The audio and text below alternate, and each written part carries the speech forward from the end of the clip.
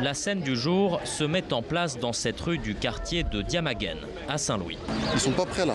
Ils sont pas prêts, j'ai pas ma chère habillée. Un marathon pour le réalisateur Oumar Diak qui doit coordonner cadreurs, acteurs et faire plusieurs prises.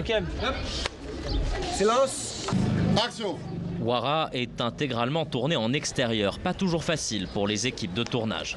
Il faut qu'on ait une régie hyper efficace. Heureusement on l'a. Beaucoup de routes à couper. Beaucoup de silence à faire dans les extérieurs, dans des quartiers très habités.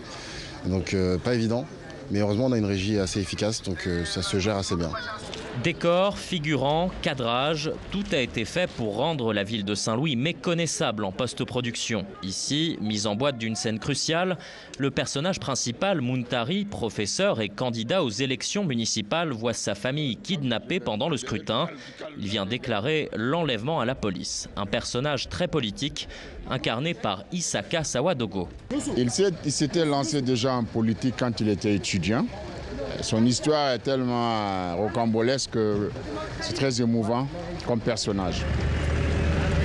Ouara, c'est aussi une série sahélienne. Tournage dans le désert sénégalais à la tombée du jour pour une autre équipe. Ici, une bande armée des coupeurs de route enlève Félicité, l'épouse de Muntari, une femme puissante.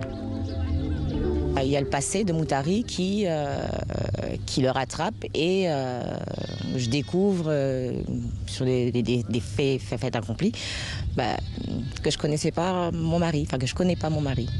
Deux équipes pour une même série et donc un deuxième réalisateur, le franco-malien Toumani Sangaré, séduit par le scénario rédigé par 6 scénaristes africains. Leur démarche, quand ils ont voulu écrire cette série, ça a été de parler de thèmes qui touchent vraiment tout le continent. Toute l'Afrique vraiment se reconnaîtra dans les problématiques qu'on retrouve aujourd'hui dans la ville de Tanasanga. Budget 125 000 € l'épisode, 5 fois moins qu'une série aux standards internationaux. Ouara sera sur les écrans à partir du 2e semestre 2020.